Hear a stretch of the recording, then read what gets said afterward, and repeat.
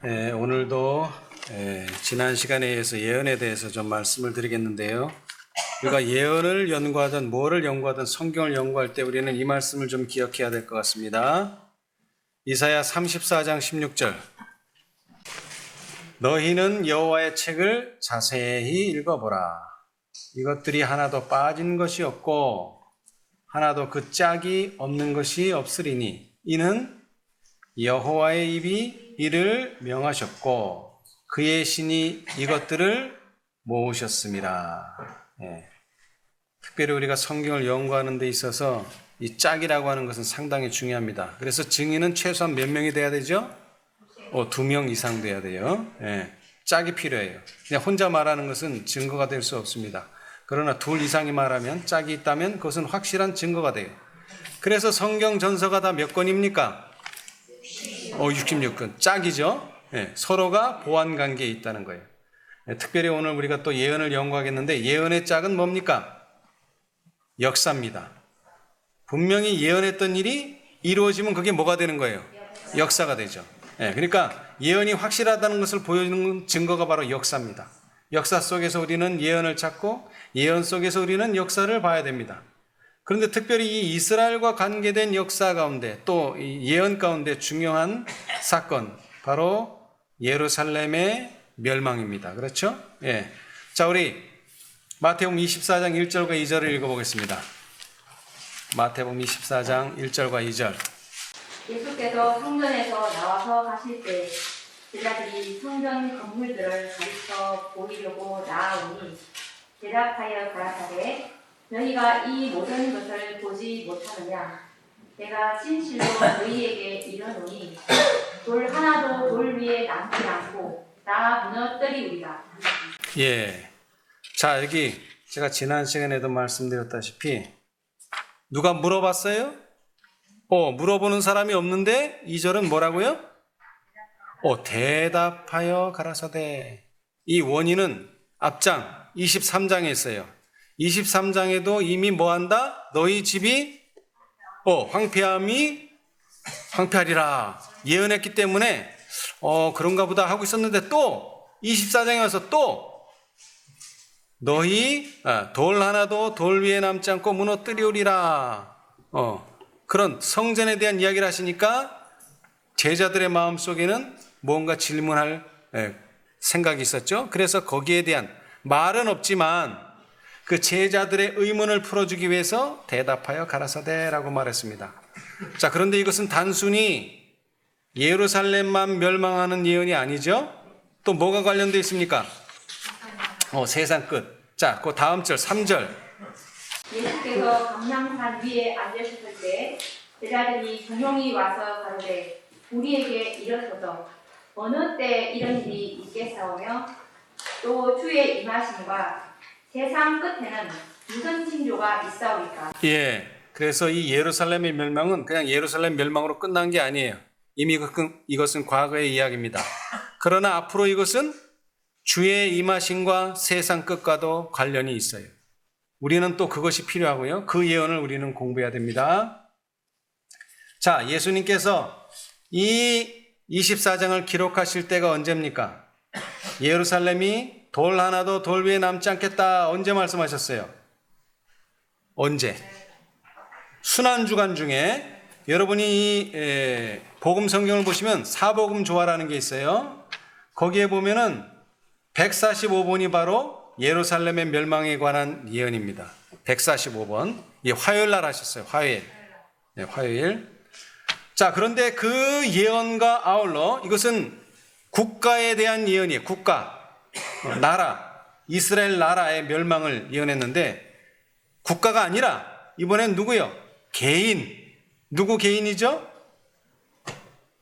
베드로. 예수님의 제자들 모두도 해당했지만 특별히 베드로에게 예언하셨어요. 자, 지금 읽은 게 24장인데 26장으로 가보겠습니다. 26장. 마태복음 26장 34절. 뭐라고 예언하셨어요? 예수께서 가라사대 내가 진실로 내게 이르노니 오늘 밤 다 올리기 전에 내가 세 번 나를 부인하리라. 자, 베드로에게 예언하셨어요. 네가 나를 부인한다 라고 말하면 뭐가 없어요? 정확성이 떨어지죠. 자, 요즘 우리가 얘기해요. 아, 추워. 뭐 몇 도가 춥다는 게 뜻이 몇 도가. 어떤 사람은 1도만 돼도 춥다 그래요. 영상 1도. 근데 어떤 사람은 영하로 내려가면 춥대요. 기준이 없어요. 근데 숫자를 표기하면 아, 춥구나. 이게 이해가 되죠? 마찬가지예요. 부인한다. 뭐 부인하죠. 근데 번이 기록됐어요. 몇 번. 이건 확실한 거예요, 이거. 그죠? 예. 네. 그래서 몇 번 부인한다. 한 번은 실수할 수 있어요. 또 두 번도 또 실수할 수 있어요. 근데 세 번은 이건 실수가 아니에요. 이건 실수가 아니에요. 그래서 세 번 부인다. 네가 정확히 나를 부인한다. 그러고 나서 30절. 그리고 그들은 찬송을 부른 후에 올리브산으로 가더라. 예, 그 성경이 좀 틀리네요. 킹제임스인 것 같아요. 예, 킹제임스. 자, 어떻게 됐든지 간에 이 일이 다 끝나고, 자, 아까 뭐라 그랬죠? 베드로 너는 나를 세 번 부인한다. 그 사건은 목요일 날 있었고, 사복음 조화에는 156번에 성만찬을 다 끝내고 어디로 가면서 감난산에 있는 겟세마네로 가면서 이제 말하는 것이 나오는데 그때 또 뭐예요? 33절. 베드로가 대답하여 주께 말씀드리기를 설령 모든 사람이 주로 인하여 실족할지라도 나는 결코 실족하지 아니하겠나이다 라고 하니 34절. 예수께서 그에게 말씀하시기를 진실로 내가 네게 말하노니 오늘 밤 닭이 울기 전에 네가 나를 세 번 부인하리라 하고 오시더라. 이 말씀을 하셨단 말이에요. 성만찬 다 끝나고 그 다음에 어디로 가면서요? 감람산. 그런데 그 감람산에 뭐가 있죠? 겟세마네. 예수님이 마지막으로 기도하신 곳. 자, 우리 이 장면을 좀 더 증언의 말씀을 통해서 좀 더 자세히 보겠습니다. 자, 673페이지 시대의 소망. 시대의 소망 673페이지. 자, 제가 한번 읽어보겠습니다. 찬미를 부른 후에 그들은 밖으로 나아갔다. 그들은 혼잡한 거리를 지나 성문을 통과한 후 감람산으로 나아갔다. 그들은 천천히 발걸음을 옮겼으며 저마다 생각에 잠겨 있었다. 그들이 동산을 향하여 내려가기 시작했을 때, 자, 산은 보통 어떻게 가죠? 물론 천천히 가죠. 뭐 산을 달리게 하는 사람은 없어요. 자, 근데 산을 간다 그러면 뭐 해야 돼요? 올라가야죠. 올라가. 근데 잘 보세요. 표현을 잘 보세요. 그들이 동산을 향하여 올라가요? 거기는 그렇게 돼 있어요? 내려가요. 왜 올라가요? 거기서. 이게 증언의 말씀의 정말 묘미예요. 성경은 올라갔는지 내려갔는지 없어요. 그냥 감람산 갔다로 끝나요. 근데 우리가 보통 생각하면 산은 다 뭐하죠? 올라가요. 그런데 동산을 향하여 내려가기 시작했을 때 이 분위기 자체가 아주 안 좋아요. 분위기 자체가 이 내려가는 길이에요. 지금 내려가는 길. 예수께서 가장 깊은 슬픔에 잠기신 목소리로 오늘 밤에 너희가 다 나를 버리리라 이 말씀을 하셨단 말이에요. 그리고 더 추가로 뭐라 그랬어요? 저는 안 버립니다 라고 베드로가 말하니까 너는 나 3번 부인해. 그 말을 하신 거예요. 어느 길에서? 내려가는 길에서. 제자들은 슬픔과 놀라움으로 이 말씀을 들었다. 분명히 들었어요. 그죠? 그들은 가버나움에 해당해서 그리스도께서 자신을 생명의 떡이라고 말씀하셨을 때 얼마나 많은 사람들이 당신을 버리고 돌아갔던가를 기억하였다. 그죠? 이제 본인은 아직 도망가지 않았지만 이미 돌아간 사람들이 있었죠. 언제? 5,000명을 먹인 이후에 왕으로 섬기려고 했는데 왕이 안 되시면서 이거는 내가 바라던 사람이 아니다. 그래서 많은 사람이 돌아갔어요. 그죠? 그런데 그 장면이 이제 떠오른 거예요. 제자들에게. 그건 분명히 예수님의 말씀을 듣고 생각하는 바가 있었다는 거예요. 그죠? 자, 그래서 이 사건을 마태, 누가, 요한이 똑같이 기록했어요. 닭 울기 전에 내가 3번 나를 부인하리라. 네. 그런데 이 한 사람 마가는 더 확실한 예언을 해요. 더 확실한 예언. 뭐라고 예언했어요? 마태복음 14장 30절. 네. 예수께서 가라사대 내가 진실로 내게 이르노니 오늘 이 밤 닭이 2번 울기 전에 내가 3번 나를 부인하리라. 아까는 3번 부인한다밖에 없었는데 이번엔 뭐?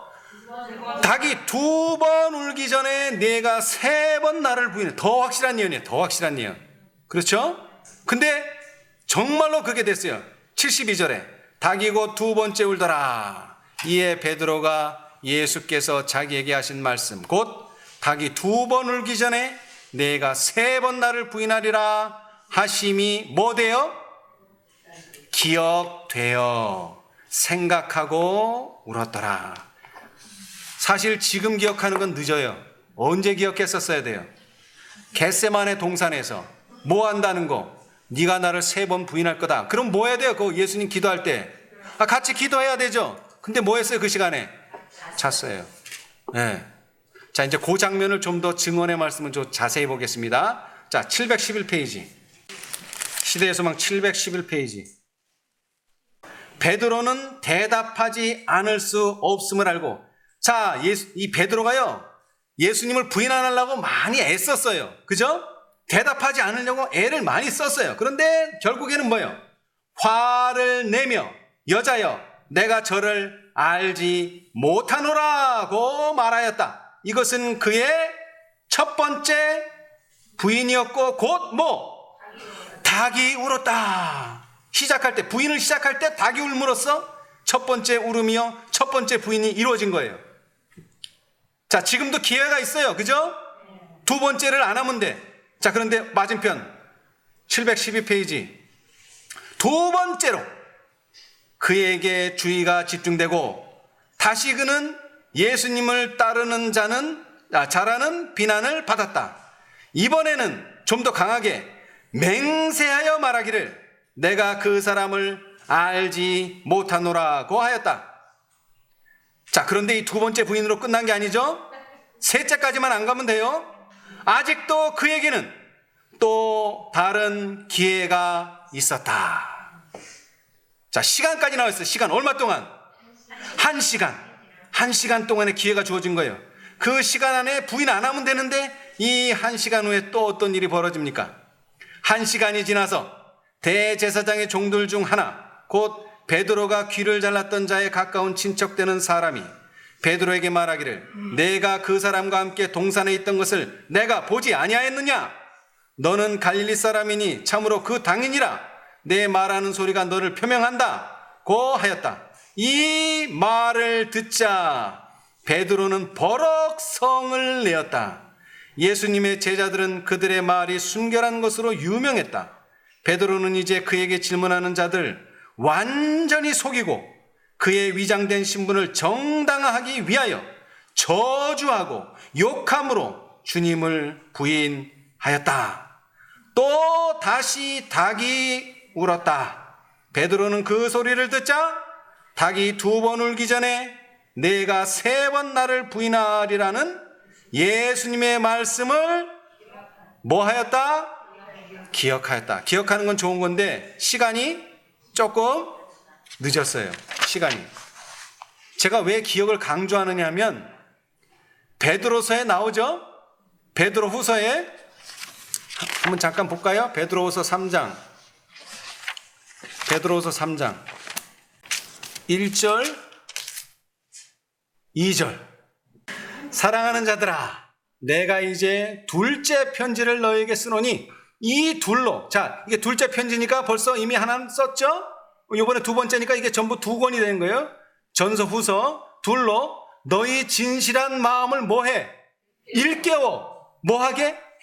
생각하게 하여 곧 거룩한 선지자의 예언한 말씀과 주 되신 구주께서 너희의 사도들로 말미암아 명하신 것을 기억하게 하려 하노라. 내가 이 기억 잘못해가지고 내가 낭패 본 사람이다. 너희들 기억 잘해라. 뭐를? 선지자의 예언한 말씀. 특별히 누구? 다니엘 선지자의 예언한 말씀 너 꼭 기억해라. 그 다음에 구주께서 너희한테 뭐라고 명령했는지 그거 꼭 기억해라. 예수님이 뭐라 그랬어요? 베드로한테 너 나를 3번 부인할 거라 한 다음에 기도하라. 근데 잤어요. 그거 기억하라는 거예요. 그죠? 예. 자, 베드로가 첫 번째 부인하자마자 닭이 울었어요. 그리고 시간이 얼마 지났는지 모르겠는데 2번째 부인을 했어요. 그리고 2번째 부인을 했지만 아직도 한 번을 안 했기 때문에 아직도 그에게는 또 다른 기회가 있었어요. 그죠? 근데 1시간이 지나고 나서 무슨 일이 벌어졌어요? 3번째 부인이 이루어지고 이 부인한 것을 인치는 닭이 2번째로 울었어요. 그래서 결국 그는 예수님을 완전히 부인하게 된 거예요. 자, 그래서 이 베드로는 아주 예언에 대한 아주 뼈저린 경험을 했어요. 뼈저린 경험. 근데 그 예언 중에서도 특별히 뭐라고요? 더 확실한 예언이 있다는 거죠. 더 확실한 예언. 예. 그리고 이 더 확실한 예언은 예언을 알 때 비로소 되는 거지 처음서부터 더 확실한 예언이 주어지는 건 아니에요. 자, 예루살렘의 멸망을 보겠습니다. 자, 누가복음 19장 43절로 44절을 읽어보겠습니다. 누가복음 19장 43절 44절. 날이 이를지라 내 원수들이 토성을 쌓고 너를 둘러 사면으로 가두고 또 너와 및 그 가운데 있는 내 자식들을 땅에 메어치며 돌 하나도 돌 위에 남기지 아니하리니 이는 공고받는 날을 내가 알지 못함을 인함이니라 하십니다. 아멘. 자, 보세요. 원수들이 토성을 쌓고 너를 둘러 사면을 가둘 것이다. 이 예언이 됐어요. 그렇죠? 근데 이것이 좀 더 시간이 지나면서 21장 누가복음 같은 책 21장 20절 22절은 좀 더 구체적이에요. 너희가 예루살렘이 군대들에게 에워싸이는 것을 보거든 그 멸망이 가까운 줄을 알라. 그때 유대에 있는 자들은 산으로 도망할지며 성내에 있는 자들은 나갈지며 촌에 있는 자들은 그리로 들어가지 말지어다. 아멘. 자, 여러분, 예수님께서 왜 예언을 합니까? 왜 경고를 해요? 알라고 경고해요? 몰라도 된다고 경고해요? 당연히 알라고 경고하는 거야. 알라. 특별히 뭐? 가깝다는 것. 어떤 사건이 가깝다는 것. 특별히 예루살렘 멸망이라면 멸망의 시간이 가까운 줄을 알라는 의미에서 경고를 하고 예언을 하는 거예요. 그렇죠? 네. 그러면서 예수님이 직접 예언하셨어요. 마태복음 24장 15절로 16절. 멸망에 가증한 것이 거룩한 곳에 선 것을 보거든 읽는 자는 깨달을진저 그때에 유대에 있는 자들은 산으로 도망할지어다.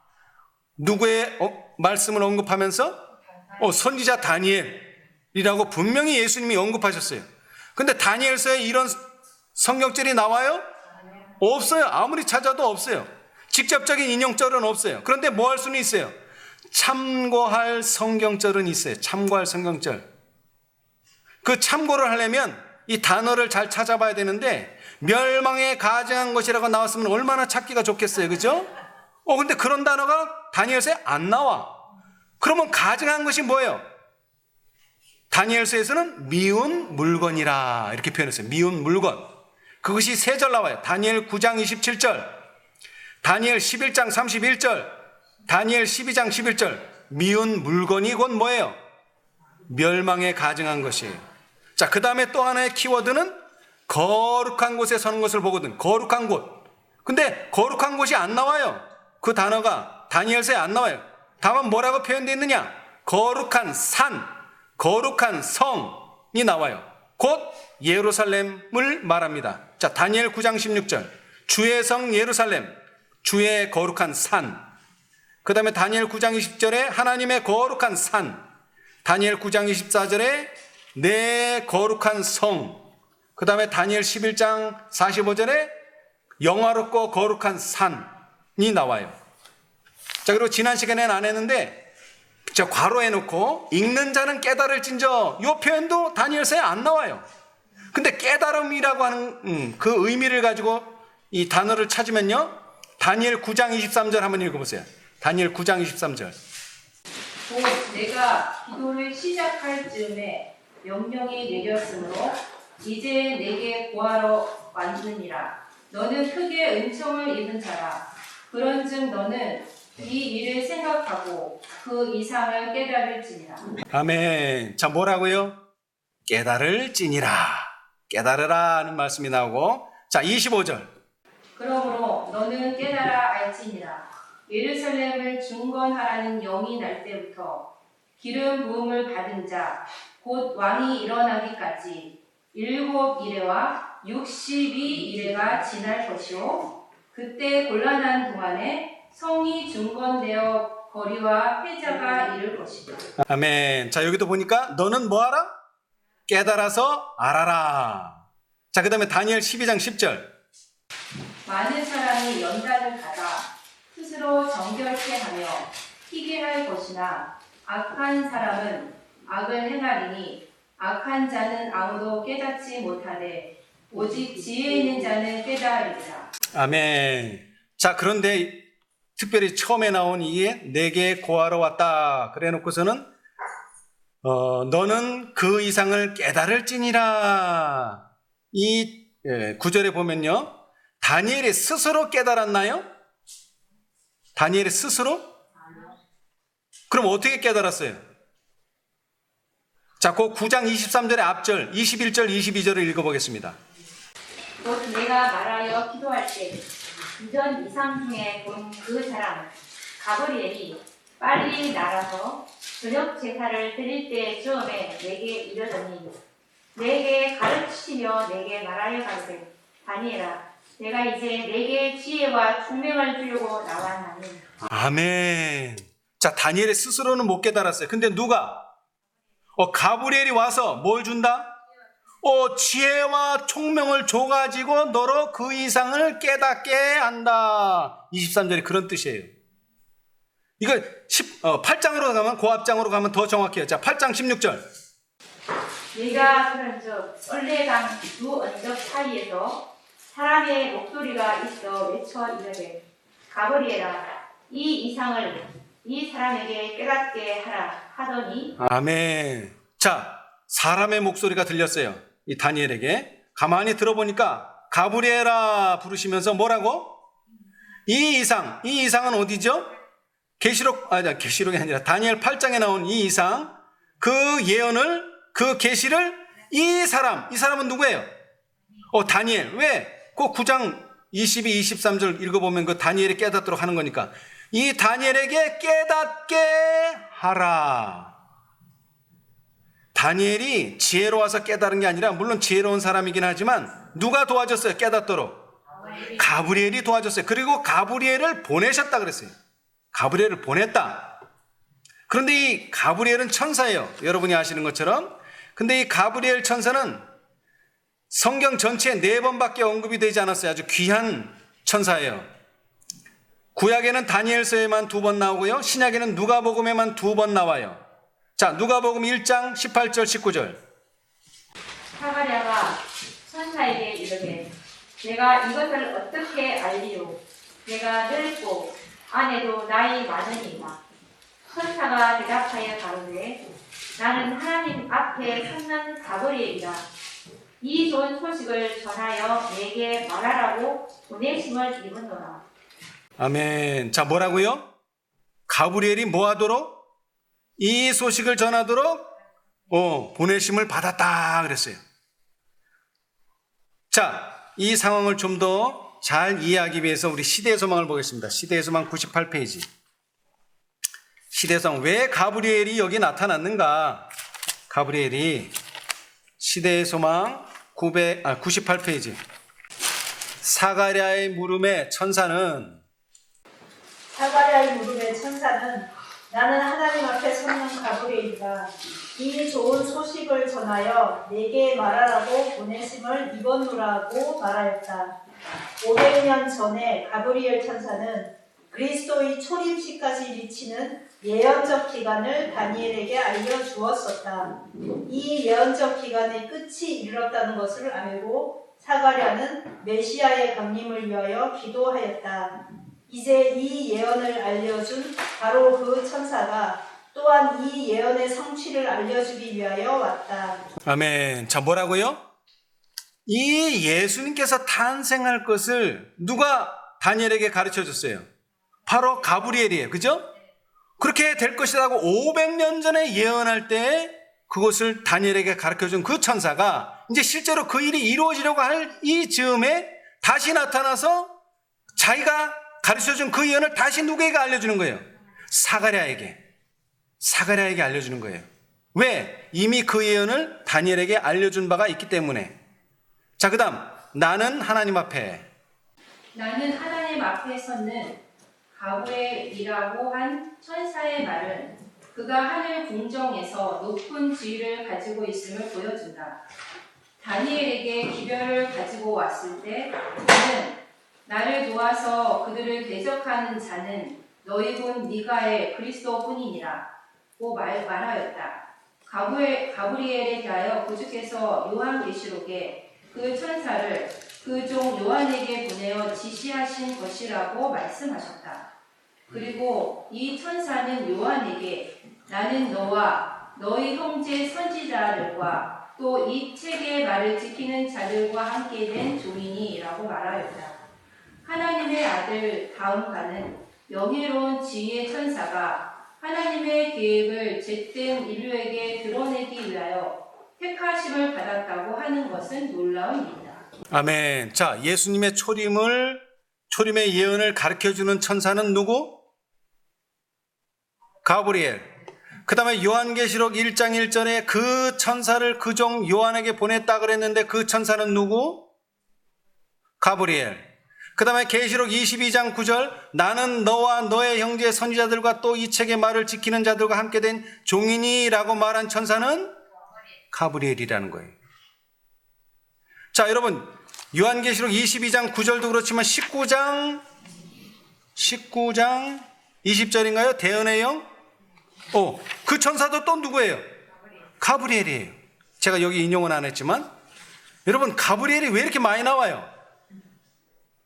뭐하고 연결됐기 때문에 2300주의 예언 속에 모든 것이 들어있기 때문에 가브리엘이 나타나는 거예요.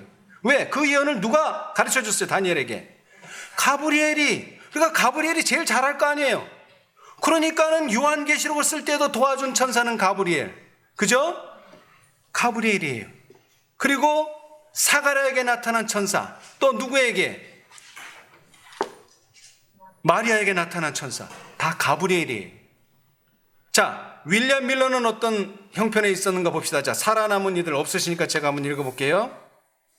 살아남는 이들 356, 357페이지 보면 이거 아마 대쟁투에도 어딘가 있을 거예요. 윌리엄 밀러와 그의 동역자들에게는 미국에서 재림기별을 전할 사명이 맡겨졌고 그들이 높이든 횃불은 먼 데 있는 다른 나라에까지 비추었다. 하나님께서 천사를 보내사 성경을 믿지 않던 한 농부의 마음을 감동시켜 예언을 연구하게 하셨다. 하나님의 천사들이 그 선택받은 사람을 여러 번 방문하여 하나님의 백성이 깨닫지 못했던 예언을 깨닫도록 그의 마음을 지도하고 그의 총명을 열어주었다. 이 천사가 어떤 천사예요? 그건 몰라요. 가브리엘이 안 됐으니까. 이 천사가 첫째 천사입니다. 그건 확실하죠? 첫째 천사. 그럼 결국 뭘 가르친 거예요? 예언을 가르친 거예요. 특별히 시기에 관한, 때에 관한 예언. 그렇죠? 네. 자, 이제 가브리엘에서 좀 더 봅시다. 자, 시대의 소망 233페이지 233. 자, 사가랴에게 예수님의 탄생을 가르쳐 주었는데 더 정확하게는 233페이지 그리스도의 가르침의 요지는 곧 때가 찼고 하나님 나라가 가까웠으니 회개하고 복음을 믿으라는 것이었다. 이와 같이 구주께서 친히 전하신 복음 기별은 예언에 기초되어 있었다. 예수께서 성취되었다고 선언하신 때란 천사 가브리엘이 다니엘에게 알려준 시기를 말하는 것이었다. 내 백성과 내 거룩한 성을 위하여 70일에로 기한을 정하였나니 허물이 마치며 죄가 끝나며 제약이 영속되며 영원한 의가 드러나며 이상과 예언이 응하며 또 지극히 거룩한 자가 기름 부음을 받으리라고 그 천사는 말하였다. 예언상 하루는 1년을 나타낸다. 예, 거기까지만. 자, 그러면서 성경절이 뭐죠? 예언상 하루는 1년을 나타낸다. 성경절 민수기 14장 34절 한번 읽어보세요. 민수기 13장 34절. 너희가 그 땅을 탐지한 날수 40일의 하루를 1년으로 환상하여 그 40년간 너희가 너희의 죄악을 질지니 너희가 나의 실어버림을 알리라 하셨다 하나. 자, 여기에서 하루가 1년이 되는 법칙을 배우면서 여기에 인용된 민수기 14장 34절은 몇 년을 말합니까? 몇 년? 여기에 나와 있는 연수가 얼마예요? 40년이에요. 자, 그 다음에 에스겔 4장 6절. 그 수가 차거든 너는 우편으로 누워 유다 족속의 죄악을 감당하라. 내가 네게 40일로 정하였나니 일일이 1년이니라. 아멘. 자, 여기도 뭐예요? 일일이 1년인데 그 샘플이 뭐예요? 샘플. 40일을 뭐로 그럼? 40년으로. 자, 민수기 14장 34절도 하루가 1년으로 환산한다 그랬는데 그 샘플이 얼마? 40년. 에스겔 4장 6절도 일일이 1년인데 그 샘플이 얼마?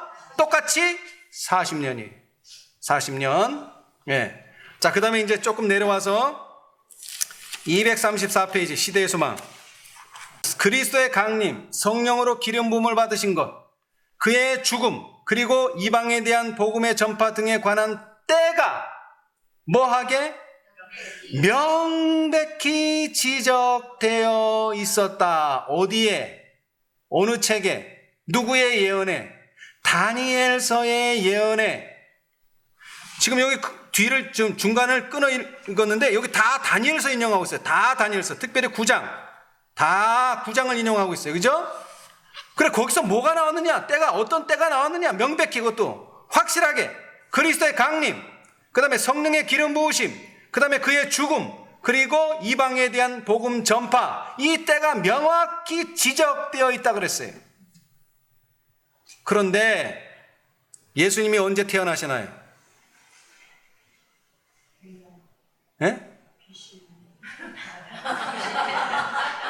자, 그러면 성령의 기름 부음은 언젠가요? 이건 연도가 나와요. AD 27. 자, 그 다음에 그분은 언제 죽나요? AD 31. 이것도 금세 나와요. 그 다음에 이방에 대한 복음의 전파. AD 34. 이거 다 나와요. 근데 뭐가? 이 그리스도의 강림은 다니엘서에 있다고는 하는데 이것도 그 정확한 적용 성경절은 없어요. 그런데 왜 때가 명확히 지적되어 있다 그러면서 그리스도의 강림을 여기다 집어넣었을까요? 여기에는 한 성경절을 이해하면 다 해결돼요. 자, 예수님이 이 세상에 오셔서 공생애를 사셨다는 말은 예수님께서 레위인처럼 구별된 사람으로서 사셨다는 뜻 아니에요. 다시 말하면 제사장 봉사를 했다는 거예요. 제사장은 몇 살부터 봉사할 수 있어요? 30살이에요. 30살. 그러면 AD 27년 가을이 뭐라는 거예요? 예수님이 몇 살 되던 해라는 거예요? 30세. 거기서 계산하면 뭐가 나와요? 예수님이 언제 탄생하셨는지가 나와요. 그렇죠? 네. 자, 이 말씀을 드리는 이유는, 자, 거의 대부분의 예언, 특별히 재림에 관한 모든 예언은 계시록과 다니엘서에 있어요. 근데 그것을 직접적으로 인용한 성경절도 있지만 그 때를 직접적으로 가르쳐주지 않고 간접적으로 뭔가 성경절을 더 추구하고 짝을 찾아야지만 연도가 나타나는 경우도 있다는 것을 보여주는 거예요. 그러나 증언은 분명히 말해요. 그렇게 될지라도 뭐라고? 때가 명백히 지적되어 있었다라고 말하고 있어요. 이런 예언을 이해하고 예수의 사명에서 그 예언들의 성취를 인식하는 것은 유대 백성들의 특권이었다. 그리스도께서는 당신의 제자들에게 예언 연구의 중요성을 강조하셨다. 그들의 때에 관하여 다니엘에게 주어진 예언을 언급하시면서 뭐라고 말씀하셨을까요? 읽는 자는 깨달을진저라고 말씀하셨다. 근데 여러분 읽어보니까 깨달아져요? 물론 읽어야지 깨달아지죠. 읽지도 않았는데 깨달아지지는 않죠. 근데 이 읽는다는 말 속에는 뭔가 좀 더 보조가 있어야 돼요. 뭡니까?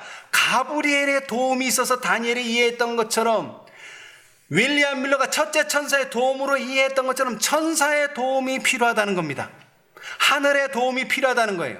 그렇죠? 부활하신 후에 그는 모든 선지자의 글로 자기에 관한 것을 그의 제자들에게 설명하셨다. 구주께서는 모든 선지자들을 통하여 말씀하셨다. 자기 속에 계신 그리스도의 영이 그 받으실 고난과 후에 얻으실 영광을 미리 증거하셨다. 이거 어디 나오는 성경절이죠? 베드로 전서 1장 11절. 제가 왜 베드로를 강조하는지 아시겠죠? 이게 예루살렘 멸망과 더 나아가서 재림에서 없어서는 안 될 성경이 바로 베드로 전후서예요. 네. 그런데 베드로가 어떤 경험을 했냔 말이에요. 예언이 얼마나 중요하다는 것을 아주 뼈저리게 느낀 사람이에요. 뼈저리게. 몇 시간 후를 못 내다봐서 수치를 당한 사람이에요. 그렇죠? 네. 자, 우리 이번에는 대쟁투를 보겠습니다. 2300조의 예언에 관해서 대쟁투 300, 각시대 대쟁투 325페이지. 각시대 대쟁투 325. 밀러는 새롭고 더욱 깊은 열성을 가지고, 밀러는 새롭고 더욱 깊은 열성을 가지고 예언을 계속해서 연구하였다. 그는 밤낮을 가리지 않고 엄청나게 중요한 그 연구에 몰두되어 버렸다. 그러나 그는 다니엘서 8장에서 2300일의 기산점에 관한 아무런 단서도 발견할 수 없었다. 천사 가브리엘이 다니엘에게 그 이상을 알려주라는 명령을 받았으나 그는 다니엘에게 그 일부의 해석만을 알려주었다. 교회에 엄습할 무서운 박해가 다니엘의 계시에 나타났을 때 그는 육신의 기력을 잃어버렸다. 그가 그 이상 더 견딜 수 없게 되자 천사는 얼마 동안 그에게서 떠나갔다. 다니엘이 혼절하여 수위를 앓다가 일어나서 그 이상을 인하여 놀랐고 그 뜻을 깨닫는 사람도 없었느니라. 아멘. 자, 일단 거기까지 보겠어요. 자, 다니엘도 이 2300주야 이 예언을 이해했나요? 못했어요. 그래서 누구를 보냈어요? 천사 가브리엘. 자, 그런데 그가 다니엘에게 전부 다 알려줬나요? 전부 다 알려주기도 전에 그 일부만 알려줬는데 어떻게 잊어버렸어요? 사람이. 그냥 혼절해버렸어요. 기절해버렸어요, 그냥.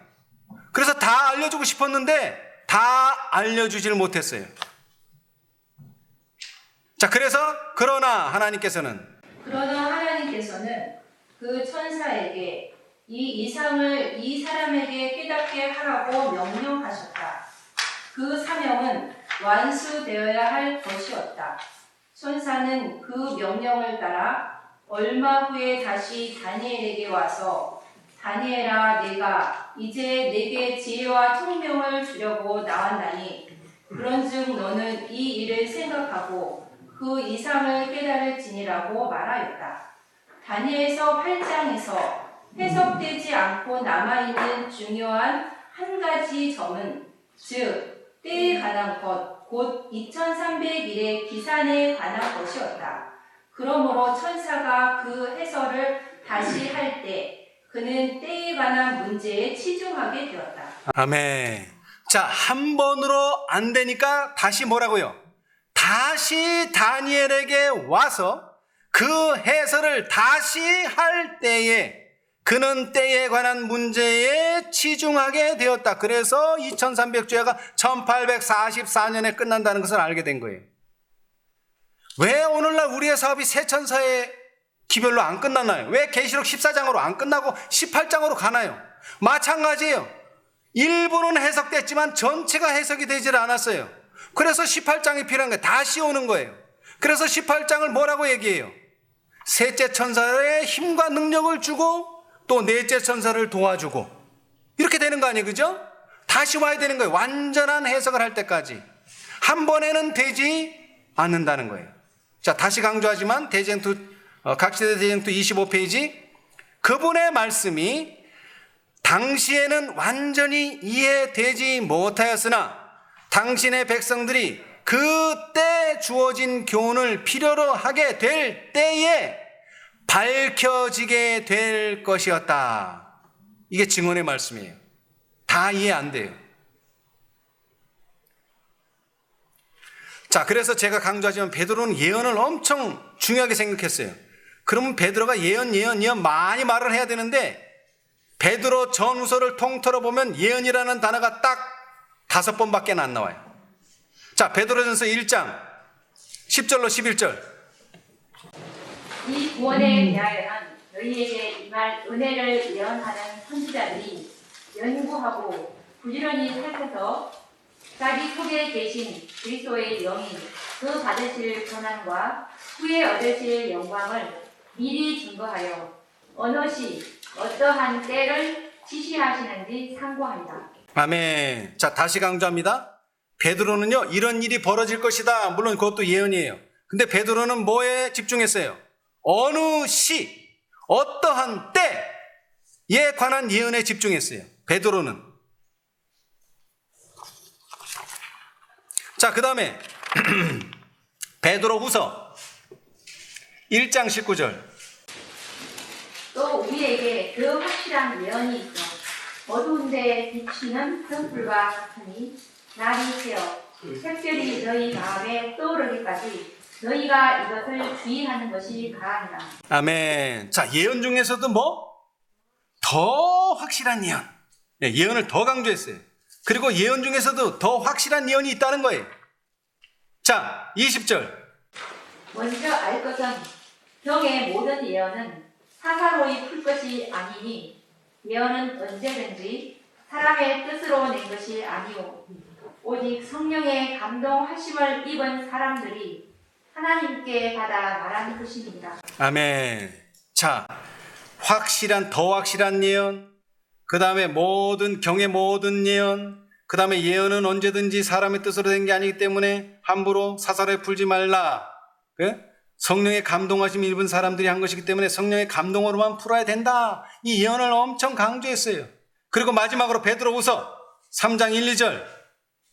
사랑하는 자들아, 내가 이제 이 둘째 편지를 너희에게 써노니 이 둘로 너희 진실한 마음을 일깨워 생각하게 하여 곧 거룩한 선지자의 예언한 말씀과 주 되신 구주께서 너희의 사도들로 말미암아 명하신 것을 기억하게 하려 하노라. 아멘. 자, 베드로 전후서를 왜 썼다고 이 두 권의 책을? 이거 기억해라. 이 두 가지를 기억하게 하도록 하기 위해서 썼다. 첫째가 뭐? 선지자들의 예언한 말씀을 기억해라.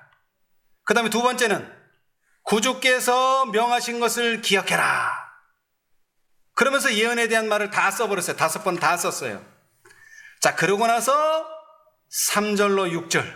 먼저 이것을 알지니 말세에 기롱하는 자들이 와서 자기의 정욕을 쫓아 행하며 기롱하여 가로되 주의 강림하신다는 약속이 어디 있느냐. 조상들이 잔 후로부터 만물이 처음 창조할 때와 같이 그냥 있다 하니 이는 하늘이 예적부터 있는 것과 땅이 물에서 나와 물로 성립한 것도 하나님의 말씀으로 된 것을 저희가 풀어 잊으려 함이로다. 이로 말미암아 그때 세상은 물의 넘침으로 멸망하였으되. 아멘. 자, 세상이 왜 물로 멸망했다고요? 왜? 뭘 믿지 않았어요? 아니요. 하나님이 창조하셨다는 것을 부인했다 이 말이에요. 그죠? 창조를 부인한 거야. 하나님의 창조를 부인해버렸어요. 창조의 능력을 부인해버렸어요. 그 때문에 그때 세상은 물의 넘침으로 멸망한 거예요. 그러면 불로 멸망하는 원인은 뭘까요? 똑같죠. 첫째 천사의 기별이 뭐예요? 하늘과 땅과 물들의 근원을 만드신 이를 경배하라 하더라. 왜? 요즘 사람들은 경배 안 하니까.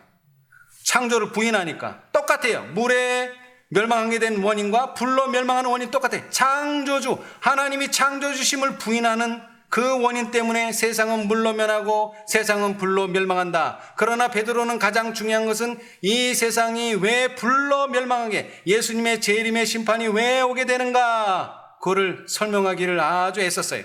자, 3장 7절. 이제 하늘과 땅은 그 동일한 말씀으로 불타르기 위하여 단수하신 바 되어 경건치 아니한 사람들의 심판과 멸망의 날까지 보존하여 두신 것입니다. 예, 자, 그대로죠. 곧 불의 심판이 있게 될 것입니다. 자, 그렇게까지 말씀하시고 그 다음 8절이 뭡니까? 사랑하는 자들아, 주께는 하루가 천년 같고 천년이 하루 같은 이 한 가지를 잊지 말라. 아멘. 자, 여기다 기억하라 했으면 좋았을 텐데 기억하라보다 더 강한 것이 뭐예요? 잊지 말라. 내용은 똑같아요. 기억하라는 것이나 잊지 말라는 똑같아요. 근데 이게 더 강한 문법이에요. 잊지 말라. 앞에서 뭐 기억하라 그랬는데, 선지자의 예언 기억하라 그러고 구주의 명령 기억하라 그랬는데, 이번에는 사랑하는 자들아, 주께는 하루가 천년 같고 천년이 하루 같은 이 한 가지를 잊지 말라. 꼭 기억해라. 그런데 10절은 뭐라 그랬어요?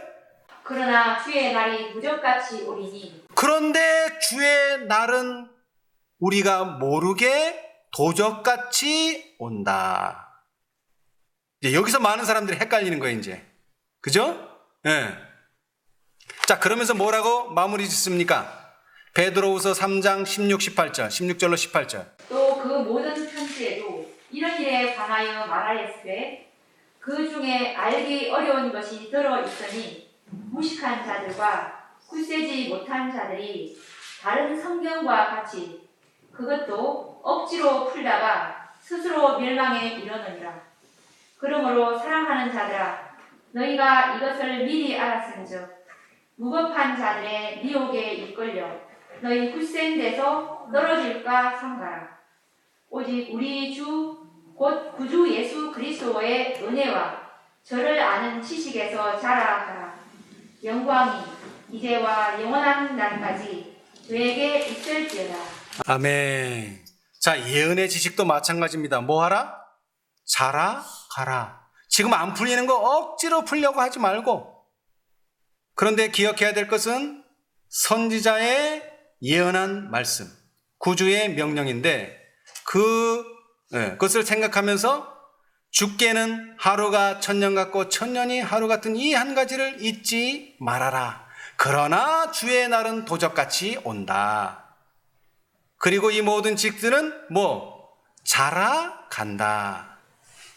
자, 다시 강조하자면 그분의 말씀이 당시에는 완전히 이해되지 못하였으나 당신의 백성들이 그때 주어진 교훈을 필요로 하게 될 때에 밝혀지게 될 것이었다. 각시대 대쟁투 25페이지. 자, 예루살렘은 이미 멸망했어요. 언제 멸망했어요? 예수님께서 예언하신 날로부터 얼마가 되기 전에, 40년이 되기 전에, AD 70년에 멸망했어요.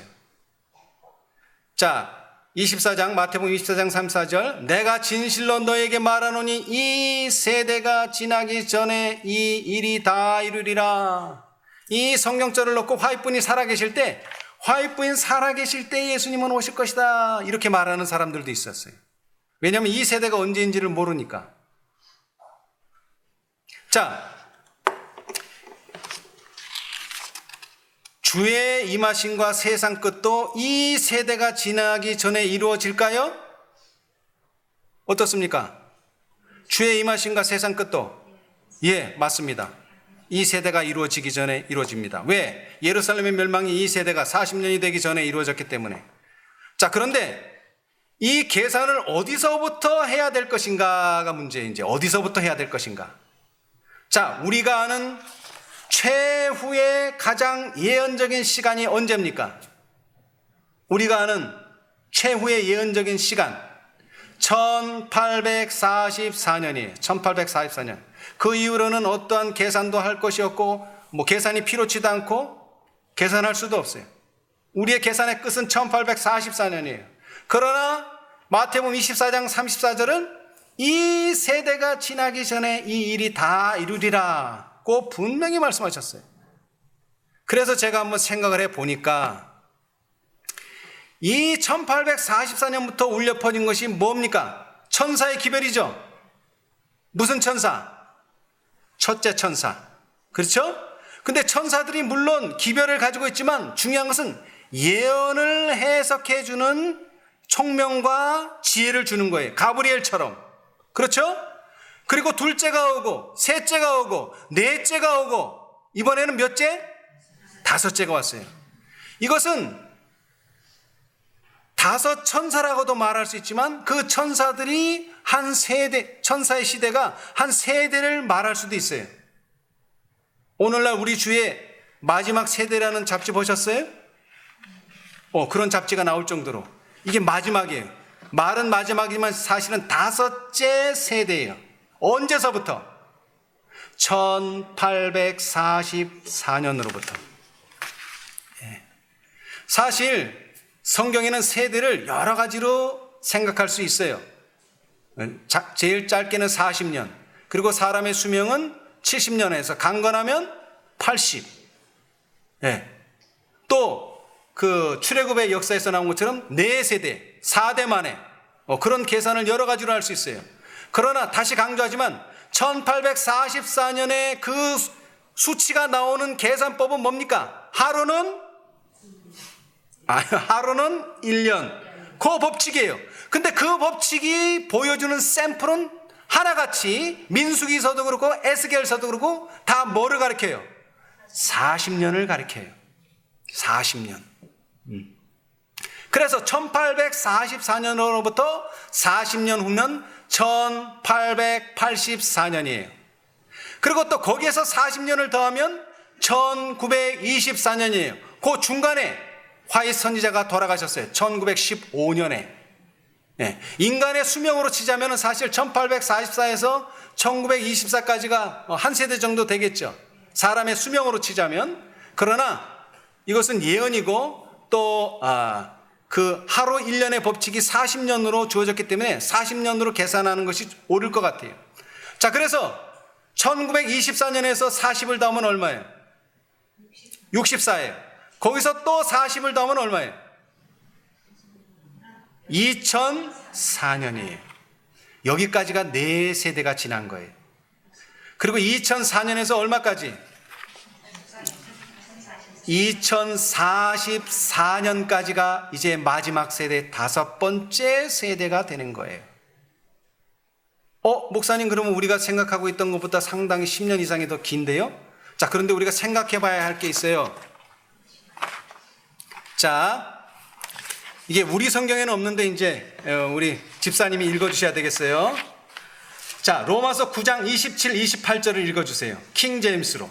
또한 이사야가 이스라엘에 관한 그 책을 이스라엘 자손의 수가 바다에 몰아넣을지라도 남은 자만 구원을 받으리라. 그가 그 일을 완수하시고 의 가운데서 속히 이루시니 이는 주께서 땅 위에서 그 일을 속히 행하실 것이니라 하였느니라. 예, 자, 거기는 속히라고 했네요. 예. 다른 킹 제임스에 보면은 이는 28절에 이는 그분께서 그 일을 끝마치시고 의 안에서 그것을 단축시키실 것이기 때문이며 단축된 이 일을 주께서 땅 위에서 이루실 것이기 때문이라. 이렇게 표현하고 있어요. 뭐 한다고요? 단축시킨다. 근데 막 아무렇게나 하면은 안 되죠. 뭐 안에서? 그러니까 공정하게 그것을 뭐 한다? 단축시킬 것이다. 자기 마음대로 하는 게 아니라 공정하게 의롭게 단축시킬 것이다.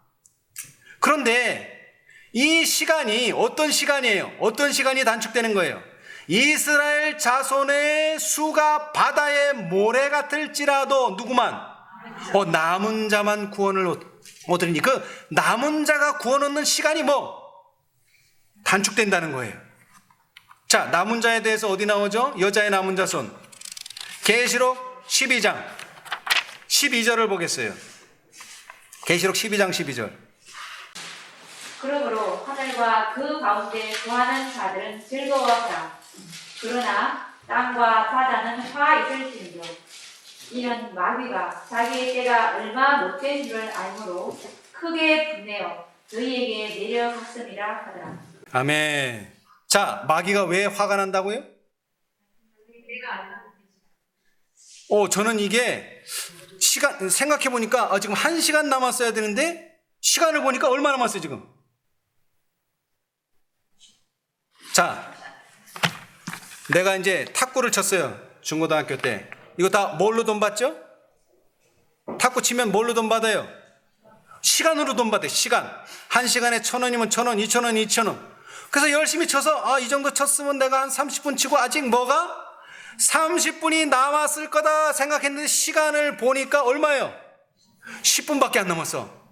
그때 기분이 좋을까요? 조금 화가 나겠죠? 여기 사단은 이제 내 때가 얼마나 안 남았기 때문에 화가 난 게 아니에요. 내가 생각할 때, 사단이 생각할 때 한 10년 남았다, 20년 남았다 이렇게 생각했는데 시간을 보니까 얼마? 10년이 아니라 5년 더 시간이 단축되어 있다는 사실을 깨달았을 때 사단이 뭐예요? 분노하는 거예요.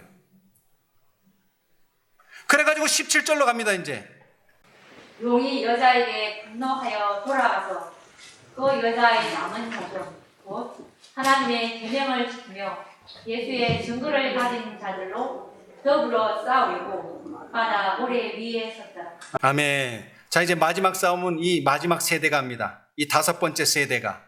그런데 그 시간은 어떻게 된다고요? 단축돼서 사단은 더욱 분노하고 그 분노를 가지고 이제 마지막 남은 자들과 투쟁하게 될 것입니다. 맞습니까? 네. 자, 우리가 생각했던 시간과는 다르지만 하여튼 그 2044년보다는 분명히 시간은 단축될 것입니다. 얼마나 단축될지는 좀 더 연구해 봐야 되겠어요. 제가 새해가 되면은 바뀌는 것들이 있죠. 2025년 새해부터 바뀌는 것들. 그래, 뭐가 바뀌는가 봤더니 화폐가 바뀐대요. 그래, 무슨 화폐가 바뀌나? 나 돈 잘 쓰고 있는데 그랬더니 무슨 화폐냐면 중앙은행 디지털 화폐로 바뀐대요. 이게 영어로는 CBDC인데 CB는 Central Banking인가 하여튼 중앙은행이에요. 중앙은행. 그 다음에 DC는 디지털 커런시, 디지털 화폐. 이게 무슨 뜻이냐면 자, 지금 이 돈을 우리나라에서는 어디서 찍어내죠? 한국은행. 그런데 뭐가 들어요 이게? 얼마나 들어요? 많이 들어요. 이게 5만 원짜리 찍으면 한 1,000원 되면은 49,000원이 이게 붙는데 이게 그게 아니에요. 왜? 이 고액권일수록 뭐가 많아요? 가짜들이 판치기 때문에 가짜가 안 되기 위해서 엄청나게 거기다 기술력이 들어가서 그 돈이 5만 원짜리 찍으면요 5만 원 이상은 안 들어가지만 하여튼 엄청나게 돈이 들어요. 그러니까 이것을 방지하고 또 하나는 뭐예요? 요즘 보이스 피싱이 너무나 판쳐요. 그래서 현금으로 되니까 위험이 너무나 많은 거예요. 그 다음에 중앙정부에서 이 복지 때문에 많은 돈을 내려줘야 되는데 이게 다 현금으로 나가야 되니까 이게 그 여러 가지로 현금이면 뭐 해야 돼 또? 보관도 해야 되죠. 여러 가지가 복잡해요. 그래서 이것을 간단하게 하기 위해서 중앙정부에서 간단하게 그냥 디지털, 쉽게 말해서 인터넷으로 모든 것이 다 해결되는 거예요. 인터넷에서 중앙은행에서 돈을 그 사람한테 보내는 거예요. 그러면 그 사람은 어떻게 쓰느냐? 이 핸드폰으로 다 쓰게 돼. 핸드폰의 전자지갑 속에 그 돈이 다 들어와 있어요. 그리고 뭐라고 이건 이제 2025년에 그것을 이제 다 한다는 게 아니라 그런 디지털 화폐, 중앙은행 디지털 화폐의 제도를 도입한다예요. 도입. 지금은 도입이에요. 그래서 이게 점점 발전하면 뭐예요, 이제? 1원을 어떤 단위로 1대1로 바꿔준다는 거예요. 그럼 이제 나중에는 뭐로 쓰는 거예요, 이제? 종이돈이 없어요. 이제 뭐 실제로 보이는 돈이 없어요. 다 뭘로? 인터넷에서 왔다 갔다 하는 건 내가 저 사람한테 주고 저 사람이 나한테 주고 막 이렇게. 근데 이게 단점이 뭐냐? 중앙정부에서는 관리하기 쉽고 비용도 적게 들고 다 좋은데 단점이 뭐냐? 사생활이 다 드러나요. 왜? 이건 인터넷에서 되는 거기 때문에 기록이 다 남아있어요. 어떤 사람이 어디에다 돈을 얼마나 쓰는지. 결국 이것이 발전하면 뭐예요? 이제 짐승의 표를 받지 않는 사람들은 돈을 사용할 수 없게 되는 때가 온다는 거죠. 이제 그 기초가 조금씩 이제 드러나는 거예요. 물론 이것뿐만 아니라 여러 가지 요소가 있겠지만 여러분, 예수님이 오실 때는 정말로 멀지 않았습니다. 제가 예언을 연구했지만 그 예언들은 다 이것을 가리키고 있고, 다시 강조하지만 그 때가 가까워지면 우리는 그것을 알아야 될 특권이 있어요. 그리고 그것을 알려주시겠다고, 밝혀질 것이라고 분명히 말씀하셨어요. 근데 나는 그런 거 필요 없어요. 그냥 믿음만 잘하면 되지 뭐. 이래가지고는 그러한 도망하라는 명령을 무시해가지고는 절대로 살아남을 수가 없다는 거예요. 중요한 것은 예루살렘이 멸망할 때 그리스도에는 한 사람이라도 멸망한 사람이 있다 없다? 없다. 한 사람도 없다. 왜? 한 사람도 소홀히 하지 않았기 때문에 그래요. 우리도 베드로처럼 이제 예언에 좀 더 연구를 해야 돼요. 특별히 뭐요? 선지자의 예언한 말씀, 그 다음에 예수님의 명령이 무엇인지, 그리고 특별히 사랑하는 자들아, 주께는 하루가 1000년 같고 1000년이 하루 같은 이 한 가지를 잊지 말라.